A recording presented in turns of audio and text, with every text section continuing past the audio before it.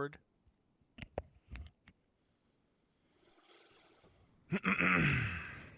God, I went for a walk today. It was kind of like partially cloudy. I was like, no, you know what? Yeah, I don't need sunscreen. I got a hat on. We'll be okay. I did dude, my. I was at a barbecue over the weekend and it doesn't actually look all that bad, like from this angle, but Oh yeah, I'm no, not sure.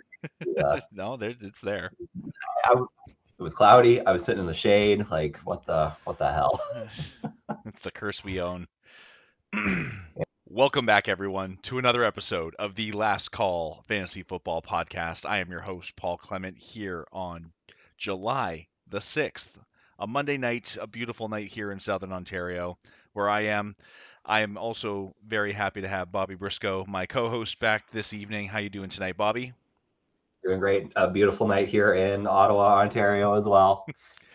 Summer vacation, as we were talking about a little bit before we went live on the show. So things are great. Living the life now.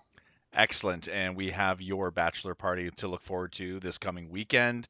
So Sure do. we're Sure gonna do. we're gonna try and Next Monday's podcast. Apologies in advance if it's a little rough, a little rough around the edges, but yeah, might be making that one up on the fly as we go, but yeah, yeah. looking forward to an exciting It's weekend going in to be a good Kingston. weekend. Yeah, man, and obviously excited. Just got your official invite in the mail, so that's Oh, excellent. exciting. Glad to hear that. It did make it, and yeah, man, just let's try and bridge this gap between here on Monday to Friday afternoon when we're in Kingston hanging out with our boys. And Yep. as always, folks, another great episode for you. We have a top 10 tight ends episode coming to you tonight. So, because Bobby wasn't here last week, we're going to quickly just touch on the quarterback rankings that I was able to put out last week.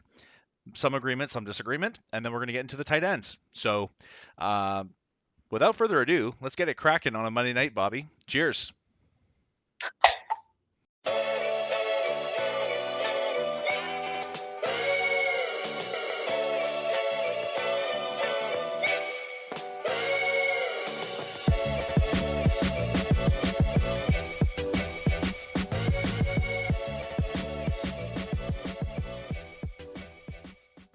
Okay, so I'm not going to forget this time, Bobby. What are we sipping on tonight?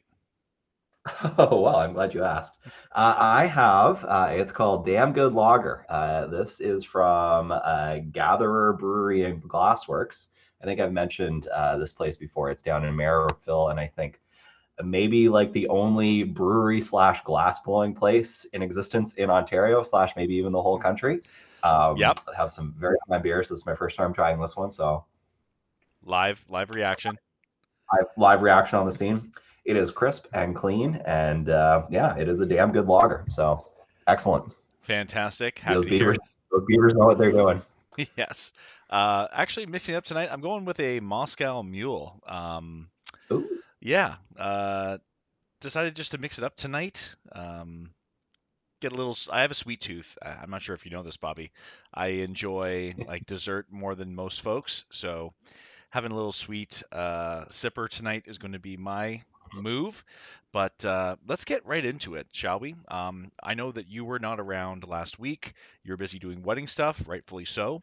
So let's get into it. Was there anything in the news that you want to talk about? Because you didn't really get a chance to talk about Brendan Sorsby or any of these tight ends. No, okay, yeah, yeah. We can get right into it today. I yeah. think you know what, we're at a point in the off season where we're right in that lull, right? Like There's really there's little nothing. things that trickle in here and there, but I'll be excited for come August. We'll start to get some more actual news as things start to pick up the pace as we get towards the season. But Yeah, training camp, I think is in the next 2 weeks, if I'm not mistaken. So we'll start seeing some injuries pop up, perhaps, or mhm. last minute additions. Stephon Diggs is still not signed, so we'll see some of that stuff come in the next month. But what I wanted to do, like I said off the top, is just give Bobby a chance here to riff about his top 10 quarterbacks, or just see if he wants to disagree with any of the top 10s that I have. And I'm not going to throw the list up, but I will quickly recap for everybody that is listening and can't see. I got number one, Josh Allen. I put Justin Herbert, which I thought was a bold take at number two. Caleb Williams threatening that top three. I got Lamar Jackson down at number 4, Drake May coming in at 5, Joe Burrow at 6, Trevor Lawrence at 7, Jaden Daniels at 8, Brock Purdy at 9, and Jackson Dart rounding out the top 10. So, Bobby, you had a couple things you wanted to highlight. How would you stack these Yeah. guys up? So broadly, I agree with a lot of what you have here, and I like your top 10. I will say that my top 10 I think is the same as your top 10. I just disagree a little bit with some of the ordering Okay. here. Um, I like Josh Allen at number 1. Obviously, we've talked about that ad nauseum here on the podcast. I actually like Herbert at number 2 as well. I like Okay. where you're going with that. I don't know if he's truly number 2 or not, but I like him in that area with everything that's going on in that offense. Caleb Williams at 3 is something I think I'm a little bit. I don't know if I fully agree. I'm a little bit, and this is probably my own bias because I have him in our dynasty league. I'm a little bit higher on Lamar Jackson, so I would maybe Okay. flip those Okay. two. Both. But I still like Caleb Williams in the top 4. Yeah. I think that he has the potential to, um, again, with the kind of player that he is, put up those kinds of fantasy numbers. So Yeah. I don't mind him in that conversation. Are you worried by anything that you saw from Lamar Jackson last season? His escapability was way down. Yes, perhaps he was quite injured. We can agree that that could be the case, but this is almost how many years he been in the league now? Like 8 or 9 years now he's been in the league, and Yeah. every other year he's kind of banged up or unable to play. Or Yeah. I think last year was especially like concerning with the lack of movement in the pocket. Like you can say he was hurt, and he didn't want to scramble, but to not be able to maneuver the pocket effectively he was taking a lot of sacks. Yeah. I agree with that. I think the team has certainly made some changes. And I'm at this point ready to just say, it was a bad year for injuries and bad luck, and chalk it up to that and hope for a bounce back. And I think if he does so, we've seen the potential of this guy and how good he can be when he is at his peak. And I'm not ready to discount that yet. So I'm willing to, until it's proven to be a pattern as opposed to a blip. I'm willing to let it slide. Okay, I would kind of say that this is kind of a pattern for this guy where he has some really dominant seasons, but he misses time. He is his own agent, so he doesn't Yeah. have. I feel like he's going to take care of himself first, so he's not going to go and push himself when it comes to a pulled, calf or hammy or rolled ankle. Like he's going to look after himself for his longevity before he decides to throw himself on a fantasy football team. Yeah, that's fair. That is fair. I think just the peak and the potential there too Yep. is just undeniable as well, right? So if you get a healthy season out of him, that's you Two-time know, MVP. So hopefully yeah, he stays exactly. healthy. They did draft a guard in Vega Ioane. They did draft 2 receivers in Jacoby Lane. I finally am going to get that name right. There you go. You got it I now. finally got it. Excellent. So they draft Jacoby Lane. They draft Elijah Surratt, 2 really good complementary types, I think, for this receiver group. So, as I Mhm. was saying on the quarterback episode last week, I wonder if they just go spread, where everyone else is starting to get more condensed and go multiple tight ends. They go spread and just try to open things up for Lamar, open things up for Derrick Henry, and work off these receivers a little bit more rather than like the ground and pound that they've done under John Harbaugh for so long. Yep, that's fair. Um, so I like Drake May. I like Joe Burrow. Couple names that you have a little bit farther down that Sure. I am high on, and I think I don't disagree with their placement, but I think that they could, if we're redoing this list at the end of the season, end up finishing a lot higher. Both Trevor Lawrence and Jaden Daniels, I think, are names that could shoot up there. Trevor Lawrence, we saw things really started to hum towards the end of the season last year. And if he can bring that into this year and perhaps even continue to improve on that, he's a guy who could finish as a top 5 fairly easily. And then Jaden Daniels, we've seen how good he could be in his rookie year. Was very injured last year. So again, if that was a blip, if that was something that can be course corrected this year, he can be the guy that could finish as a top 5 option for you too. Absolutely. And I think we're this year especially, it feels like we're spoiled with quarterbacks, right? It's going to be hard to stack these guys, and it's going to depend on how they develop.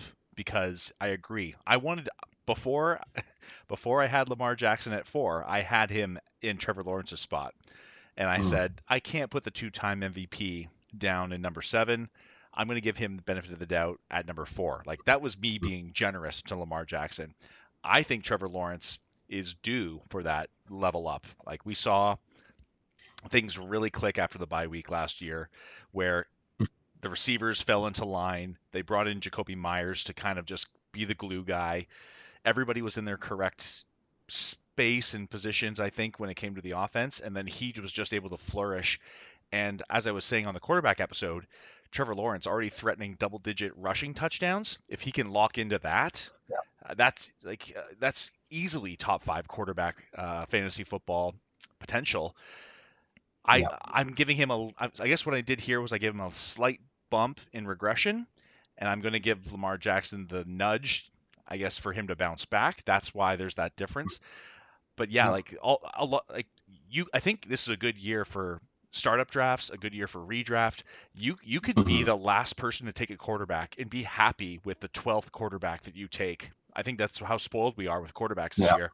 Well, and speaking of, there's two names that I think I would maybe look to include on this list. I don't know who I bump out because I like all these names, but Jalen Hurts is not on this list, and Dak Prescott is not on this list. Dak, So those are two other guys I would be very happy to have as my starting quarterback, and they're not cracking this list here. So 100%. And I feel like I did Dak dirty here because I really wanted to have him in this top 10. Um, he might be able to knock out Brock Purdy. That's probably the Jackson Dark maybe too. There's some question marks there, but Yep. I like the rushing upside of Jaden Daniels. Brock Purdy gives you some in the rush game, and then Jackson Dart is mostly rush game right now until we see mhm, some yeah, development. But I totally agree. Like Dak Prescott probably belongs in this top 10 as an NFL quarterback, and if that translates to fantasy, then I wouldn't be shocked to see him as a top 10 quarterback as well. mhm. How do you feel about Jackson Dart? Like, do you think he's appropriately ranked here? I think he's pretty appropriately ranked. He would probably be around. If I was to do this list, if I was to fully sit down and write it out, he might not be in the top 10 for me. He might fall as 11 or 12 because I probably would want to have Hertz and Prescott into this conversation. And I think it pushes him down, and that's all there is to it. Yeah, But I don't disagree with really where he's slotting in here by it's not a margin of error that's very big, right? right. I think it's just like there's a lot of good quarterbacks this year, as we've said. Yeah.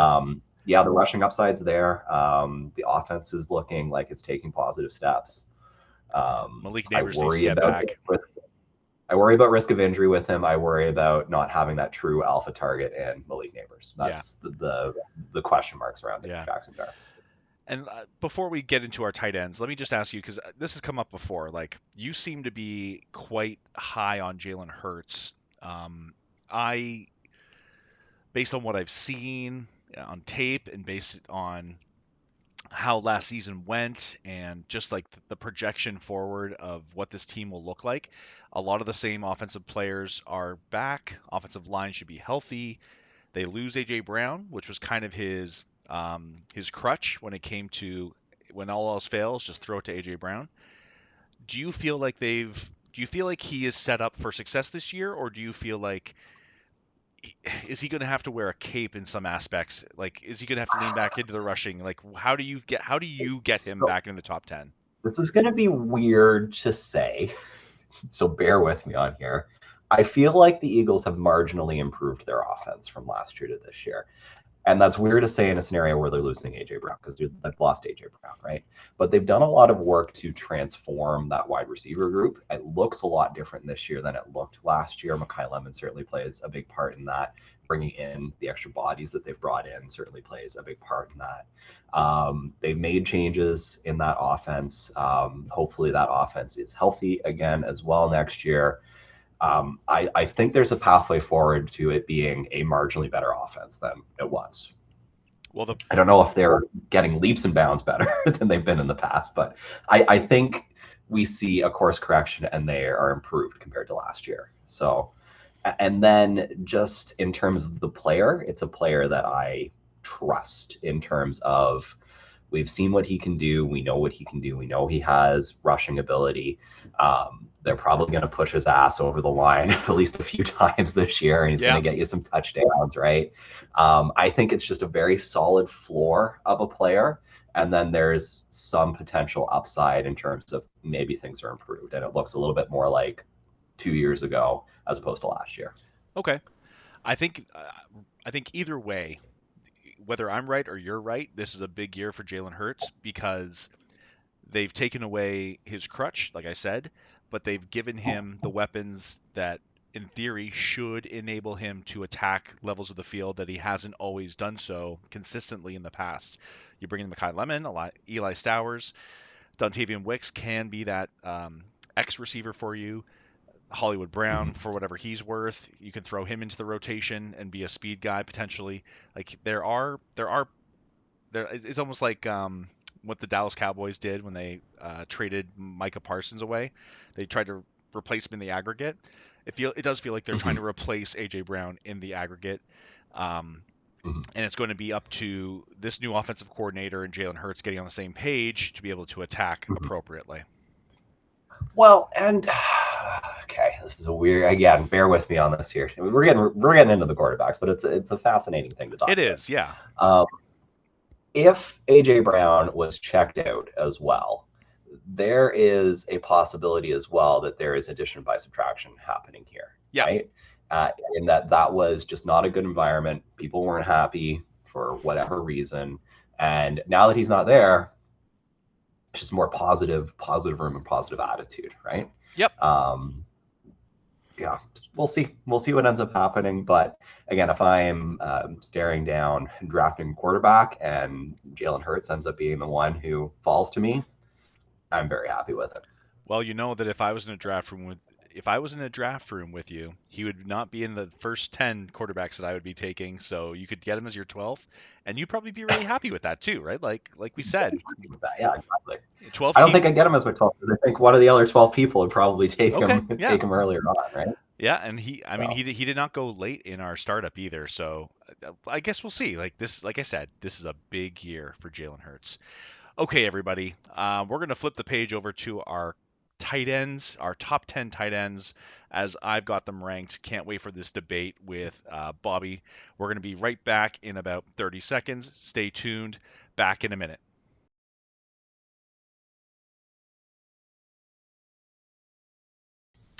Okay, we are back, everyone. And again, I do my best not to just follow the consensus and give you the same top 10 um, players for these different positions because everybody says so. I do try to look into each situation, weigh them against each other, and give you what I believe are going to be the top players at each position. So we are going to count down from number 10 to number 1. And coming in at number 10 for me, and Bobby, you can tell me if you have other ideas here as well. I'm here for the debate.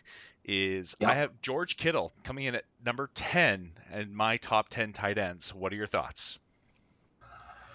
that's an interesting one. I don't mind it. I think if I am constructing this list, he's coming just a little bit outside of my top 10. He's maybe in like the 11, 12 slot somewhere in there. Um, why are you putting him at 10? Let's start with asking that question. I mean, if he didn't have this Achilles tear, wouldn't we be having him up in the top 5? Oh, hell So, yeah. yeah. So I had to include him. I believe that. I mean, he seems to believe that his doctors believe that this was a not bad Achilles tear, whatever that means. Yeah, okay. So it's not like the other Achilles. This one's special. So This one's fine, yeah. he is apparently tracking to be ready for week 1. I don't know if that's true. I'm not a doctor. I'm not part of the San Francisco 49ers coaching staff. But if he is ready for week one, even if he gets off to a slow start, he is so important to this offense as a key cog. He never comes off the field. He's in for running downs. He's a great check down option. He can attack all these different levels of the field, even if he's not 100%.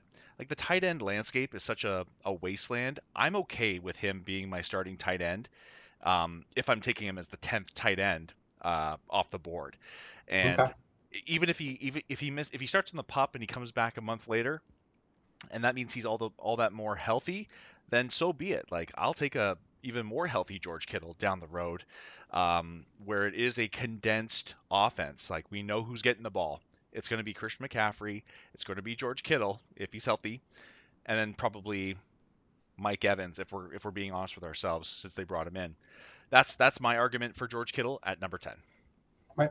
That's a fair enough argument. My argument for keeping him outside of the top 10 is just that Achilles, Yeah, and it's a real factor. But yeah, I would certainly be willing to throw a dart at him, especially in and around this section of the tight end landscape. I like him more than, I don't know if you're looking at Isaiah Likely or something like that, right. for instance. I'd rather take a gamble on Kittle being healthy than on on Isaiah Likely finding a new gear and a new home, right? Yeah, I was playing with the idea of T.J. Hawkinson, but we just saw Kyler Murray not be able to deliver the ball to Trey McBride, and T.J. Hawkinson is not a Trey McBride anymore. Right. So Yeah. like T.J. Hawkins could have flirted with this range, but I'm not all that high on him. I'm not high on that situation. George Kittle, like I said, we're talking about the 10th tight end in a position that is normally not important after the top three or four. Yeah. So if he gets you some boom weeks and wins you a week or two, I think you'll feel pretty good about him at number 10. Okay. All right. Let's move on. Yes. Number 9, I've got AJ Barner, This who one I am very curious about because this one's a deep cut, Paul. So it what's is. the logic here? It is. And the reason I have him here at 9, I try to find, especially when it comes to tight ends, I want to find the guy that could potentially be that second receiving option in an offense. Like tight ends, we need to find those first or second options in an offense. Hmm. When it comes to the Seattle Seahawks, we got JSN. A lot of people are high on the Rashid Shaheed train, and probably rightfully so. They just paid him, they've traded for him, they've invested a lot into getting Rashid Shaheed as a part of this offense. But if those guys are attacking deep, I think AJ Barner has a reason, or you can easily believe that he could be that guy that attacks underneath. We've seen him attack vertically. I don't expect a high amount of volume necessarily, but if he's that second or third option for the Seattle offense, which was very efficient last year, he had some very viable fantasy weeks, and I think that could be even more emphasized going into this season. With let's remember the Seattle Seahawks did bring in the 49ers tight ends coach to be their offensive coordinator, if I'm not mistaken. Hmm. So That's true. um, whatever merit that has, I do think he's a great player. He's a young player, especially in Dynasty. Like this is a guy that I went out and sought after in our Dynasty startup in the later rounds. And I do Hmm. believe that he's the big athletic guy. If I'm not mistaken, he was the guy that was taking a lot of the tush pushes for the Seattle Seahawks too. So if he gets a rushing touchdown or two, all the better. And I'll take that as my ninth tight end in the 2026 top 10 tight ends. Yeah. I don't mind the player. I find it a little bit of a stretch to have him this high up. But certainly, if you are looking for a tight end later and you're staring down, if you go to the Fantasy Pros rankings, he's currently sitting at 24th on the list of tight ends. So if you're comparing him to let's see here, a Gunnar Helm, for instance, I Right? would certainly throw that dart towards Barner, but maybe what I'll do, because I do have a few names that aren't on your Yeah, list, yeah, maybe yeah. I'll save those to towards the end, and ask you why you didn't include some of those Sure. players on your list. So we'll maybe save that towards the end of the Yeah, conversation. But that'll be a fun exercise. all right, Um, let's keep going. coming in at number 8, I have Harold Fannin. which I feel like you might have some words about because we've talked about Harold Fandon being a in that top, maybe not the top tier of tight ends, but that second tier of tight ends Mm. where uh, you feel good about having him as a weekly starter at tight end. And his rookie season, very strong.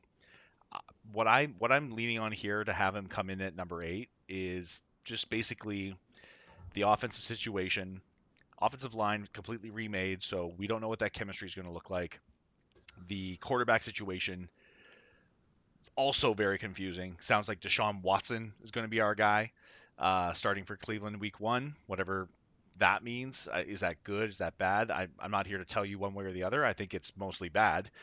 Mm. So is Harold Fanning going to get um, the volume that we saw last year? And his average depth of target was really low. Like he is a yak guy. He's a hitch or an out or a slant guy. Get the ball and let's see what he can do with the ball in his hands. I just don't see that being as viable going into year 2. And again, the offensive situation really gives me pause for a guy who's very talented. There's a lot of reasons that rookies tend to, maybe overperform, and then the sophomore slump becomes a thing. Some of that too is just as a rookie, other teams don't have a bean on you, right, and don't know what you're all about. And then in the second year, they very much do, right? They've got that film, they've got that sense of having maybe played you before as well, right? Um, all of these are factors. So everything you said, just the fact that he's moving into year 2, I'm not going to be surprised if he takes a dip in his performance from year 1 to year 2, and especially in a redraft league. You're maybe able to get some better options than him. In a dynasty, I still like him Yeah, fairly high. I think the youth is a huge factor. I think as a piece that they're going to work to build around in that team, right, and going forward, there's a lot of upside going towards the future there. We've seen what he can do and what he's capable of. So I still like the player. I think, especially in a redraft, this is a pretty fair ranking of him. I know myself, yeah, I was presented with an opportunity to pick him or another tight end in the dynasty draft. I traded specifically to get up into a slot where I could get one of those last good tight ends, and I had an option and I didn't pick him. So, yeah. And I think that's fair. Like the other things I'm just thinking of now, they drafted 2 receivers with their first 2 picks. mhm, Or not, sorry, I should say first 2 picks, but they drafted 2 receivers very early. Casey mhm. Concepcion, Denzel Boston. So you have to assume that that's going to be added competition.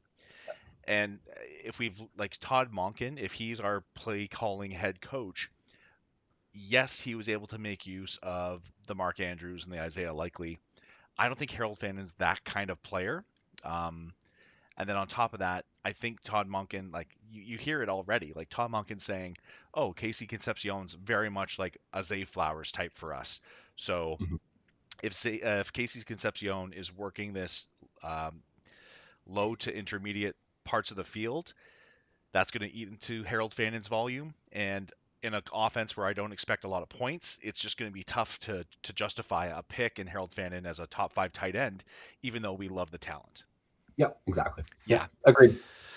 excellent, excellent. Okay, number 7. This is an interesting one. Yeah, I think I am.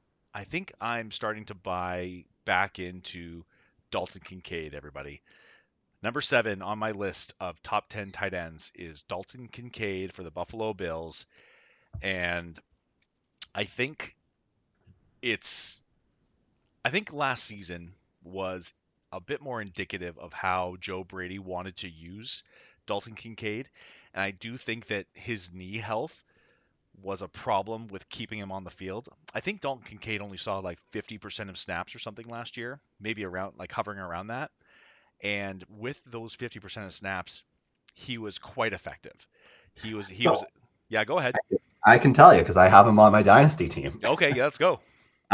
In most games, he only eclipsed 50% of snaps. Let's see here, one, two, 3 times last season. Wow. In every other game, he was mm, actually more in around the 30% range, 20 to Yikes. 20 to 30% range. And again, it was the injury, right?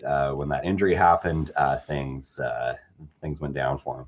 Yeah, and I think from the reports I've seen, he is back to 100%. He feels like he's healthy for the first time in a couple years. I think that he is going to, especially with the honestly with the addition of DJ Moore, I feel like he can slot in even better now when they go to 12 or 13 personnel. He is literally a focal point of the passing offense. Now, the Buffalo Bills do love to run the ball. I can't take that away from them. They're going to do it again this year. They have the horses to do so in James Cook, Josh Allen, great offensive line. But especially passing out of these double tight end, triple tight end looks, that's where a lot of Dalton Kincaid's explosives came from. We saw Josh Allen target him specifically in that Jacksonville Jaguars playoff game. I Mm-hmm. think this is going to carry over into this season with Dalton Kincaid finally starting to present some upside as that first round draft pick that he was for the Buffalo Bills a number of years ago. So I have him here at number 7. I'm not saying this is without risk. Mm-hmm. There's a lot of risk with this. They love all their tight ends in Buffalo, and they do love to run the ball. I do think that he presents some upside that a lot of other guys that did not make our top 10 have. Yeah. I mean, so you mentioned the Jacksonville game, but he also put up very good numbers against in the divisional game as well Yep. against Denver. 6 targets, 6 receptions, 83 yards, touchdown. Would have been good for a little over 21 fantasy points, right? Yes, sir. I think, that playoffs are playoffs, and it is a very schemed environment.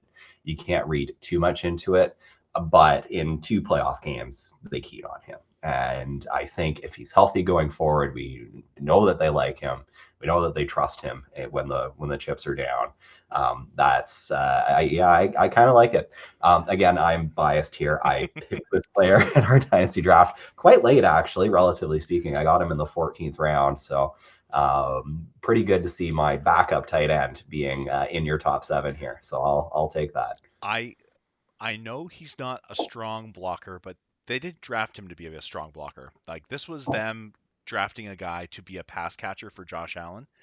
Yeah. And even when you bring in DJ Moore, I don't think DJ Moore takes away from what Dalton Kincaid can do as a middle of the Mhm. field seam stretcher.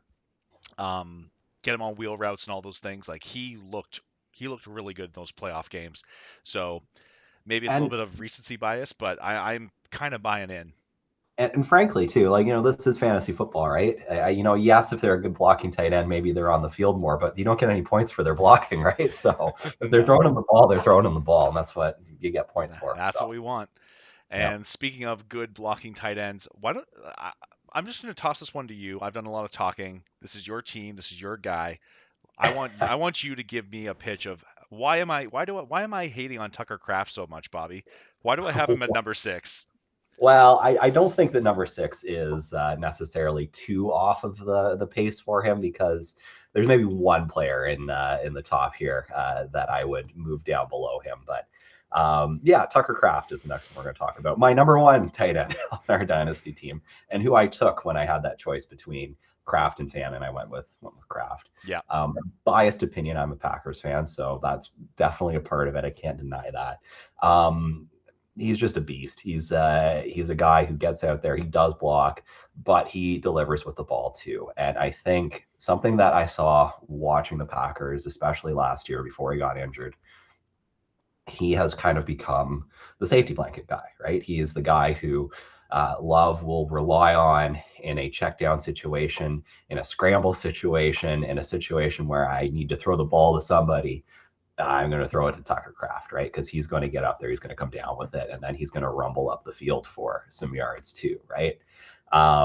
Yeah, there's a lot I like in this player. If I can make the comparison, it reminds me a little bit of another tight end that I've had in the past in Mark Andrews, where he's Okay. just big, sturdy guy who comes down with the ball and then moves it forward, right?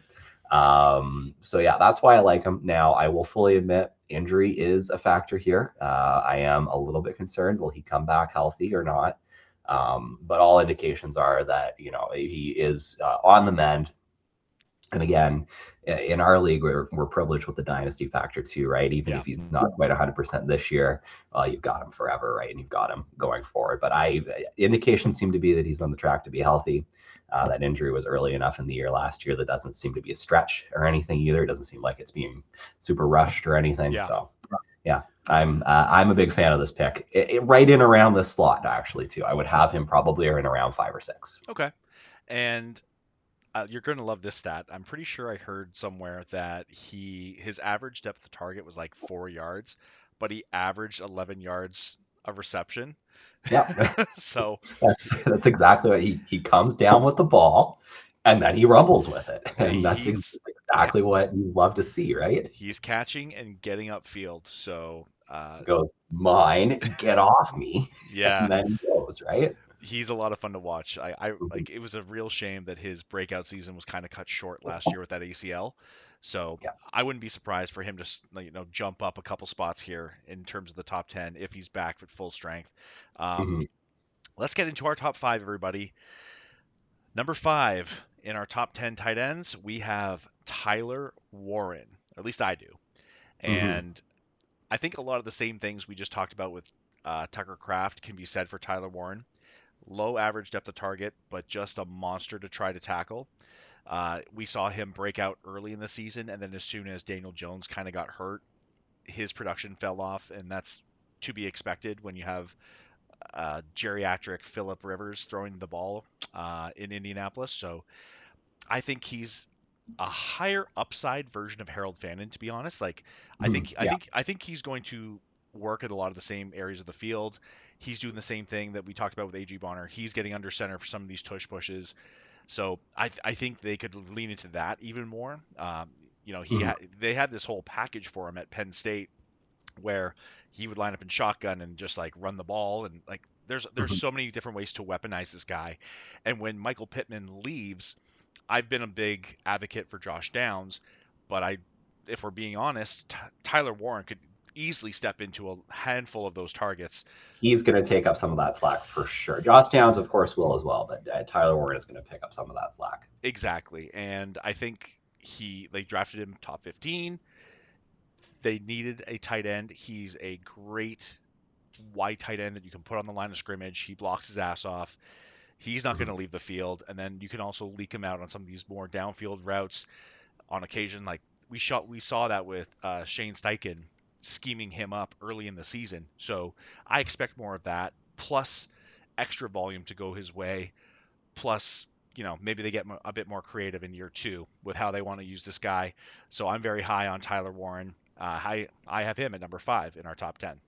Yep, yep. I agree with everything you said. Don't be surprised if there's a little bit of that, again, sophomore slump element that happens to him, because that is always a factor. But yeah, there's just so much to feel good about here that I don't. I would have him at number 4. Okay. But I know. let's get into your next pick, Paul. I had to get a little spicy here because Uh, even though I've been burned by him countless do we times at this do point, we need a staged intervention? probably at this point, probably because I have Kyle Pitts at number four, and everyone that's out there screaming at their monitor because I said Sell, sell me on him, Paul. Sell me on Kyle Pitts. yeah, I don't know if I can sell myself and be truly honest about it, but like again, the thing I'm looking at here is tight ends that can potentially be that number two option in an offense. In Atlanta specifically, they do not have Darnell Mooney anymore.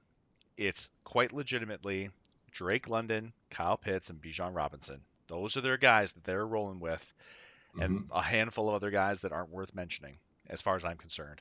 So I do think Kevin Stefanski, who's now the head coach, has leaned into tight end in the past. He likes to use his tight ends vertically. Kyle Pitts, kind of the ultimate vertical tight end. So I think, I mean, we'll have to see how the quarterback situation works out there. That's something I didn't really factor in here. Yeah, that's a factor. It's certainly a factor, but Mhm. I'm kind of hoping that between Penix and Tua, just in terms of timing, Kyle Pitts looking healthy, more explosive last year. He set an all-time record for tight end production in a game for fantasy. So I think like I- I'll give credit to where credit is due. Josh and Hayden are great fantasy analysts, and they have also come out and said that Kyle Pitts is probably the best value pick in fantasy right now with how Mhm. low he's going, even though we all saw him perform down the stretch last year. Yes, while Drake London was hurt, I'm not absent-minded enough to ignore that. But if this offense in a soft division is going to have any success, it can't just be Drake London. They're going to have to No, find other receiving options. And if I have to eat crow on this and like Bijan Robinson is the second highest pass catcher on this offense, then so be it. But and he I could very well be. and he very well could be. I'm just choosing Yeah. I'm choosing to believe that in year 5 or 6, he's only 25 years old. We have to remember Mhm. that. It's true. I think I'm choosing to believe that I'm not putting him at number one. I'm not being that guy anymore. I'm not drafting Kyle Pitts in the second round anymore. So some of it's gotten through. Some of Some of it's it. registered. I'm tempering my own expectations about what I think he should be, but I think truthfully, this is probably a good spot for him. I think he'll have he's more of a boom and bust tight end. Like let's be honest, there's going to be good weeks, there'll be bad weeks. I think he'll finish in this top 5 range. Okay. I'm going to push back a little against Yep. you here because there is like the biggest thing that you said there. Well, there's a few big things, but one of the big ones is the quarterback, right? Yeah. Um, and who is going to be throwing the ball in this situation? Two is that, he is a tight end as well, right? Are they going to scheme through the tight end and utilize him in the receiving way that you want him to be utilized with his athletic ability, right? That we've all known has been there this entire time, and he hasn't been utilized this entire time. Totally agree with the idea that he is a really good buy low candidate, especially, if you're in a dynasty league and you've got someone who's owned Kyle Pitts for a few years and is now ready to start throwing chairs because of this player, maybe you could get him on the cheap, and that could be a really good pickup for you, I think. Having said all that, it's just a lot to risk and a lot to gamble on. So I would feel more comfortable with him probably in the lower end of this. I would probably have Tucker Craft above him. I would have Harold Fannin above him, maybe. I would have Tyler Warren above him, certainly, right? Yep. I think just the certainty is something that I would give a little bit more credit to because you are still banking on breakout essentially here with Kyle Pitts, and he's a good candidate to do so. But I would put him just a little bit lower, still in the top 10. So there you go. But I Yeah. would just Okay. move him down a few slots. Okay. And I think you made the point there for me a little bit in the fact that I have him ranked here at number, what is it, 4? Mhm. And you can draft him well into the 100s, maybe the 120s. Like that's how low people have People are him scared. in ADP. You Yeah. could get him in that range, and I think he could deliver like season long that Mhm. top 4 kind of value. Yep. So that's the beauty of this kind of guy, this kind of player is everyone's just baking in the risk, and that's driving his price down. And then we see the ceilings every once in a while, Yeah. and anyway, I've given enough uh, credit to Kyle Pitts over the years. I think I'll just leave it there. That's fair. Yeah. All um, right. Let's keep moving on up. let's move on. All right, everybody, top 3, and I think this is kind of a fair. This is the tier of itself, like of its own. If we're being Yeah. honest, These Bobby. three players we're going to talk about are definitely a tier above. Yeah, for sure. Take any of these guys. Well, don't take any of these guys in any given order, but here's my perspective on these 3 players who I think are all game changers in the fantasy football game.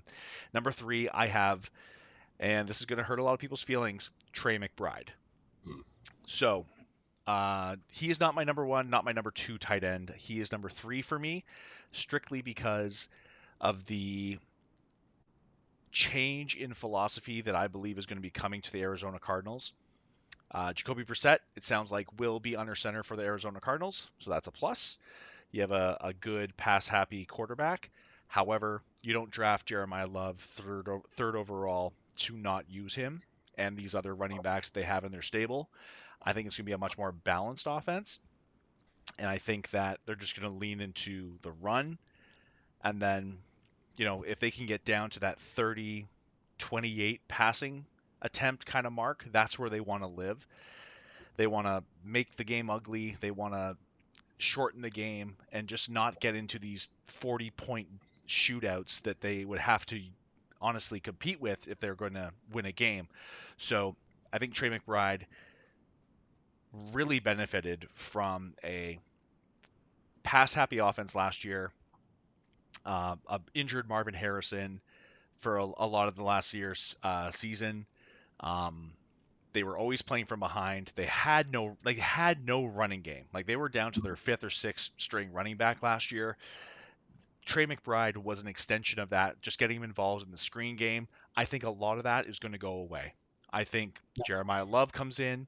Marvin Harrison hopefully stays healthy to whatever you want to believe about him. Michael Wilson had his little breakout last year. I think this is going to be a more balanced offense. And if the pace of play comes down, I think Trey McBride is going to suffer. He's still going to be like we have him in the top three, folks. Like I'm not saying he's going to be a bottom of the barrel tight end for you. I just don't think you can expect the kind of production that he had last year. Yeah. Um, I agree with pretty much everything you said. I just don't know if I agree with it enough to knock him down to third on this list. And I think that's kind of the crux of the issue. I don't have him at number one either. I think that's also a fair thing to say. Um, I think the two things that I would push back on one, um, the amount of capability that he has there, right? And seeing what they can do, I don't think they're going to fully move away from that, right? I don't think that they're going. If you're coming in as a coach and you have a player like that who did what he did last year, are you going to not continue to utilize that, right? I think that there is still going to be. He's still going to eat. He's still going to get his looks, his targets, his opportunities, and I think there's an element of a rising tide floats all the ships as well, right? Um, they will be a better offense, hopefully. I don't know how much. There's a lot of question marks there still, and a lot of question marks on that team, which I'll get to in a second. But I think having, you know, a run game that needs to be respected, having a wide receiver out there that needs to be respected, that does something to open up opportunities. Because last year he did what he did. It was Trey McBride and nobody, right? So he was a man on an island essentially to put up the performance that he put up. So yes, more mouths to feed, but yes, hopefully, more better opportunities too on the same degree, right? The other thing is they're still going to be crap. They're still going to be a really bad team. They are still going Yep. to be playing from behind in games, right? And that's going to necessitate them to have to throw the ball.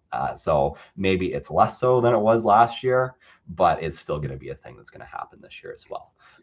So I agree with everything that you say. I'm slightly lesser tempo on it, so I think he slots just one slot higher for me if I'm doing these rankings. Okay. Is he going to have 169 targets again No, of course not. with 126 receptions off of that? Probably not, but I think he's still probably going to have a boatload of targets, and he's going to come down with a boatload of them too, right? Okay.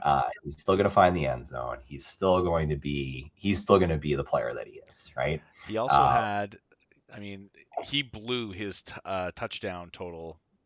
Like he more than doubled it over his previous 3 years.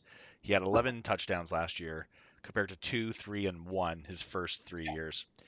so Um, if he ends up being a guy that gets you 6 or 7 touchdowns, right? You know, that's still pretty good. And again, who knows where those numbers actually end up falling, but mhm. again, you're coming into a team. You've got a guy who scored 11 touchdowns last year. Yeah, yeah, yeah. you're Uh, gonna you're gonna throw that guy the ball, right? I guess. I that's why I truly believe like Jeremiah Love and the run first approach is going to I think it's going to eat into all these stats that we just talked about. That's my reason for having him at number 3, but I can understand like yes, you the best predictor of future success is past success, and he has been on the rise for the last couple of years. Mhm. No arguments there, certainly. Um, okay, coming in number two, one of my true like football crushes is Colston Loveland, and ever since he got drafted in the I think it was the 10th pick this past season, as soon as he saw the field, you could see the absolute uh, dynamism that he could play with and bring to this offense to go along with a potential offensive player of the year in Caleb Williams. You get rid of DJ Moore, and I think there is a ceiling and there's a universe out there, Bobby, where Colston Loveland finishes as the number one tight end this year. Very much so. Yeah. I'm not going to put him on like above our number one guy, which if you haven't figured it out by now, you probably could. But I think that with more target opportunity, and as he got healthier throughout the season, we really saw how Ben Johnson intends to weaponize this guy. His, Mhm. his average depth of target was something like 11 or 12 yards down the field. So he is not the chip and check down kind of tight end. He can do that. He can block in line. He can be your move tight end in any situation. I don't think Colston Loveland's going to come off the field on offense at all. Like you can use Mhm. him anytime, any place. And then on top of that, you can line him out like Gronkowski back in the day, out wide at X, and have him run isolation routes against corners. Like he moves like a wide receiver. He runs routes like a wide receiver, and he gets that the more explosive plays as a wide receiver that you just don't normally get from the tight end position. So that's why I have him at two. I don't think he's going to catch more balls than Trey McBride. I think he's going to catch more touchdowns. I think he's going to have a better efficiency than Trey McBride.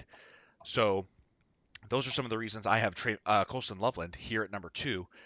And I think that ceiling does exist where he could finish as the tight end one, and who knows? Like, if even let's pretend like Roma Dunze, Luther Burden, and Colston Loveland each get a 33% piece of the pie. I'll take 33%. And A if lot of pie. Yeah. yeah, It's that's still a still good chunk of still a pie, lot of right? pie. And like for a tight end to get that and that like be the focal point and be this highly drafted, and it's clear Ben Johnson has a vision for this guy. I'm very high on the Mhm. potential for Colston Loveland this year, Yeah. just like everybody else. But I think I'm the only one that's putting him above Trey McBride. Yeah, I would say that like that is the thing. He very well could be. He could be tight end one next year, and I fully see the world where that happens. And it's the world where the player that we saw in those last few games of the regular season, and also into the playoffs, just is the player that we see all year next year, right? My hesitation for that is that it is a limited sample size of games where we saw that, and again, we talked about the slump that you see with players after their breakout. Hmm. We worry about the longevity of him being able to do that over the course of the full season as well, which is just something we haven't seen yet. That's not to say that he can't do it, right? That's just there's more question marks. There's more things that we haven't seen yet from him. I certainly love the player though. I think you're absolutely right. I'm super high on him too. If I'm drafting him as my quarterback or as my tight end, I am super excited about him as well. So yeah, I am just as high on him, but I think I have enough question marks that I'm moving him below Trey McBride, and that's the only switch I'm making. Double digit targets, I think, in three of the four final games that he played. So, I mean, I can't argue. Like, So against Detroit, he had 13 targets yep, in week 18. Against San Francisco, it was 10 targets. Before that, it was 5, 5, 5, 6, 5, right? yep. So really in those last couple weeks and into the playoffs, it really took off for him. He was pretty solidly good. He had a really explosive week against Cincinnati where he scored two Oh man, touchdowns, I remember that which one. was great. Yeah. But then it was pretty consistently 4, 4, 5, 6, 5, 5, 5, right? Until it took off towards the end and into the playoffs. Yep. So, where do things ultimately end up falling? We're hoping for, the 10 and 13 target range, right? Yes. And if that's the case, then rockets taking off. Let's fucking go, right? Yeah, But normally Sleeper has the playoff log as well, but I don't see that here for him. So anyway, I think it was very similar. Like they were using him, like I said, as that uh, wide out split receiver. He was running isolation routes, burning DBs. Like he's too big to be covered um, in press. He's too fast and elusive to be covered by a linebacker. He's going to be a coverage matchup problem for a lot of players, I think, this year. And I think it's just another year in Ben Johnson's offense that's going to lead to a really strong season. And mhm, like we talked about, I mean, he missed. He was dealing with that shoulder injury mhm, the beginning part of the season where he really wasn't involved. As that got more healthy, I really think that he started to blossom, right? So yep, again, could be recency bias. And the last thing I saw from Coastal 11 was dominant play for the last month. But to mhm, your point, there's risk involved too because we haven't seen him break that ceiling just yet. mhm, Okay, all right, everybody. We've done a lot of talking about tight ends. Let's get down to it. Our number one tight end in 2026 is none other than Brock Bowers. And I think it's an easy case to make. They really didn't address the wide receiver group in free agency outside of Jalen Naylor, who they brought in for a reasonable deal. They didn't really address it in the draft, other than a receiver in like the fifth or sixth round, if I'm not mistaken. So we're rolling it back with Trey Tucker and uh, yeah, like yeah, I name me another Las Vegas Raiders wide receiver. I think Brock Bowers could be the JSN of this offense, which is what I've heard a number of times now from a number of sources. It's just like he is not your typical tight end. He blocks his ass off like any other tight end, but at the same time, he moves like a wide receiver in a tight end's body, if we're being honest. So, I mean, the route running, the schemed up ability that is going to come from this Kubiak system. I really think that this could be a harken back to his rookie season kind of season for Brock Bowers, if not more improved with some mhm, perhaps better quarterback play. Uh, you upgrade the quarterback position both in free agency with Kirk Cousins, plus you draft Fernando Mendoza first overall. I think uh, I understand Tom Brady's position in terms of, you know what? Why are we forcing these young guys to play? It's like, yeah, but at the same time, you took this guy first overall. He's got to see game time if he's going to be your mhm, guy. So I do believe Fernando Mendoza will fully buy in, fully acclimate to whatever system they intend to run. It's going to be wheels up for Brock Bowers this year. I think mhm, last year was just a lost year. Like he got hurt week 1 and mhm. he was trying to play all year and it was a folly of a thing to do. Yeah. I think this is the perfect confluence of a lot of things. You know, a bounce back year for him physically. Um, he has the athletic capability. He has done it before, right? We've seen him do it before and seen what he's capable of. And then the offense seems primed to feed him the ball, right? It's exactly what you said with, an upgrade at quarterback, but is he still the guy there? He has to be the guy there. There's really not a whole lot of other options for them to utilize. So I think all of those things just come together. It's a perfect storm for Brock Bowers to definitely have a massive year this year, barring an injury, which again is the caveat for any of these players, right? Yeah, I think he seems primed to just absolutely take off this year. So yeah, easy number one in my opinion as well. Yeah, and especially with the schedule that they face early on this season. Sleeper again doesn't have that up for us.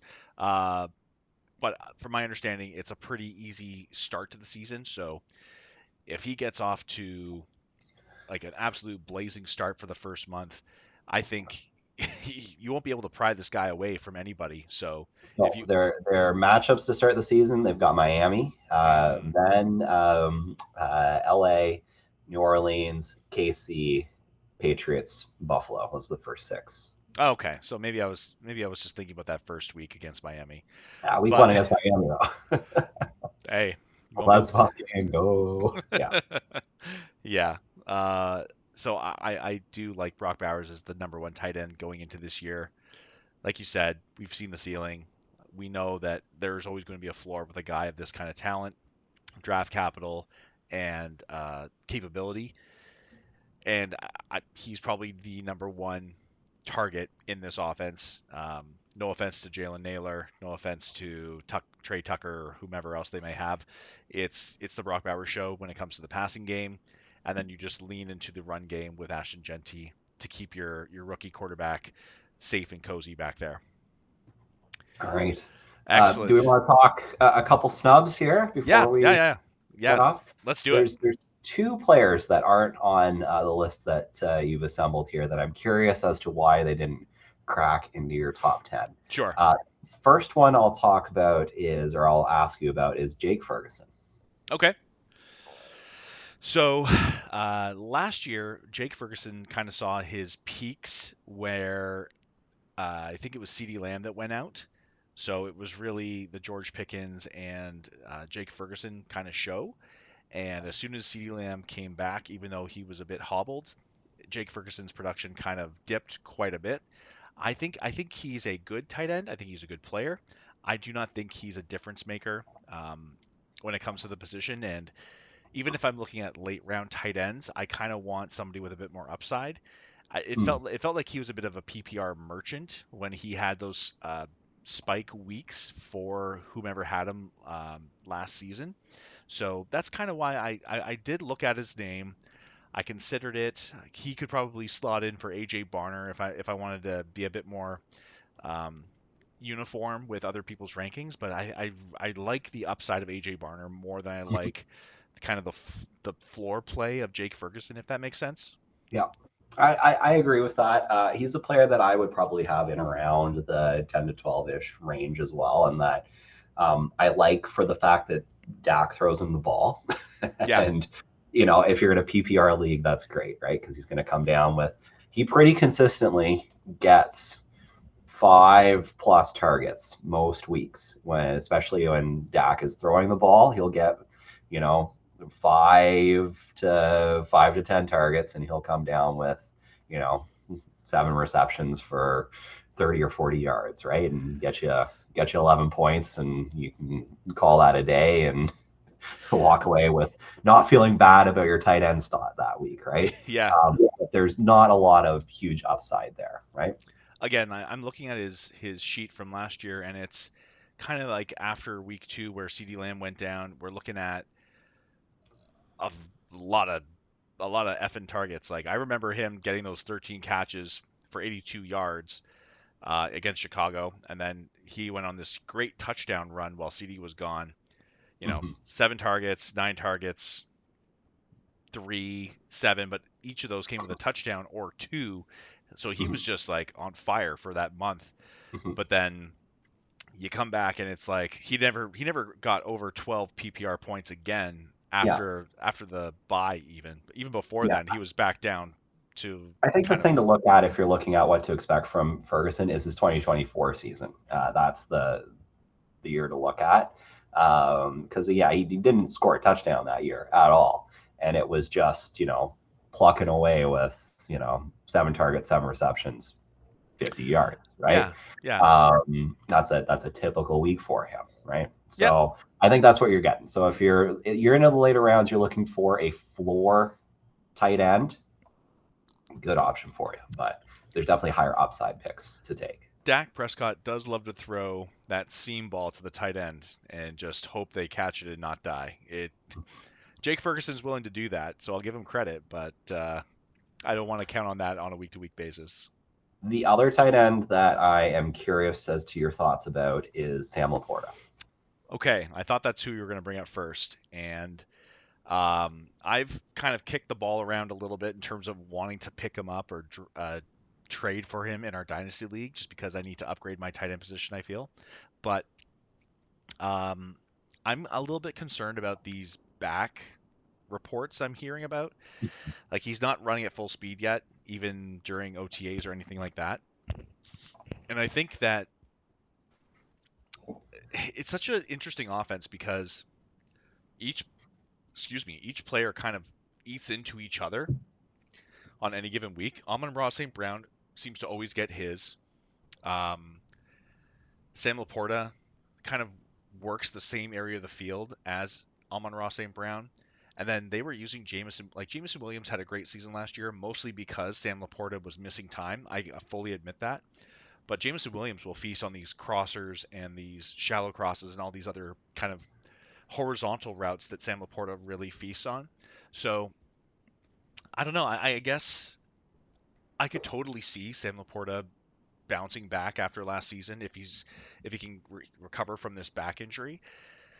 I a back injury gets me so nervous. Like Yeah, we've seen this from other players in the past, where like even Michael Pittman was a soldier 2 years ago for fighting through a back injury, but like he never really produced that entire season because your back is so important for any position in any sport. If we're as being honest, like someone who's dealt with back injuries before, yeah, you're you're just hobbled. You're useless if your yeah, back's and injured, right? if he's not running yet, I mean that's a red flag already. And then Mhm. I mean I fully believe in Dynasty he's worth holding. I think he's going to have a good career from now till whenever. But for this year specifically, they just paid JMO. They love Amon Ra. They're still going to run the ball a hell of a ton behind that offensive line that they've revamped with Jameer Gibbs. I think it is becoming a case of too many mouths. And really, Sam Laporta's rookie season was boosted by high touchdown totals. So even his second season, we didn't see those touchdown totals, and he was not a top 10 tight end. So I think he's going to settle into this like tight end 15 to 18 kind of range um, when healthy, even. So that's kind of my mentality when it came to Sam Laporta. Yeah, no, I totally agree. I would maybe, consider him to be kind of around the back end of this list as well. Yeah, But yeah, I don't like the injury. I am scared by that in a redraft, especially. So yeah, yeah. agree. Yeah, And people are gonna see his name and they're gonna draft him earlier than they should, yeah. probably unknowingly because this back injury has kind of flown under the radar. I didn't even know he was dealing with this last season, to be honest. So Well, speaking of name recognition and being drafted earlier than you should, don't take Travis Kelsey. Don't do it. Don't do it to yourself. It's not a good idea. you're the same age as me right now, 37 years old. You don't need that. Don't want that. Don't need that. Yeah. No, I mean honestly, I'm surprised he's coming back. I'm surprised he's coming back for another season. Like, Yeah. get I married, would get. enjoy I, life. I would get it if it was the kind of situation where the Chiefs were really good and it looked like they were right there for another ship. But that's not the case. They are No, kind of going through it right now, dealing with a lot of question marks with his buddy Mahomes too, coming back from an injury, right? Like I don't I know. It doesn't seem like an ideal situation. So if you're going for one last ride into the sunset, this is not the that ride to be on. no, this seems like the boat heading into the perfect storm. Um, yeah, I agree. So, anything else, Bobby? I feel like we touched on a lot of players Feel like we've here. done a pretty good job at tight ends. This was fun. Yeah, I think so too. And obviously, this is leading up to what everyone is probably really curious about our thoughts on in terms of wide receivers and running backs. I'm not sure what your thoughts are on maybe breaking that into two groups in terms of like maybe a top 20 for running backs and wide receivers. Just really draw this out since we have nothing else to talk about for the next month or so. There'll be news eventually, right? I hope so. We're I counting on hope it. so too. We're counting on it. Yeah, But that's going we, to do it. we'll figure that out. But yeah, Yeah, no, this has been fun, and honestly, there's a lot of other things we could probably tackle, but this was good. I'm happy we got our I played tight end when I was in school, so this is a position after my own heart. Great to talk about these guys and kind of give you a different look in terms of what I think is going to shake out for a tight end season. And I was very happy with the debate we had, Bobby. Healthy debate is always good. That's going to do it for us, everybody. So thank you, Bobby, for hopping on a Monday night, and we hope you enjoyed. We'll see you next week with either running backs or wide receivers. We haven't decided yet. And enjoy your week, everybody. Happy Canada Day from last week. Happy 4th of July if you're American and celebrating. And I guess U.S. is probably playing right now, aren't they? In the World Cup? I think that is literally on right now. Yeah, so Okay. probably gonna hop off this and get that on. We'll take a peek. Yeah. So enjoy, everybody. Thank you for watching this far. If you haven't done so, like and subscribe, and we will see you next week. Until then, we are out. Peace.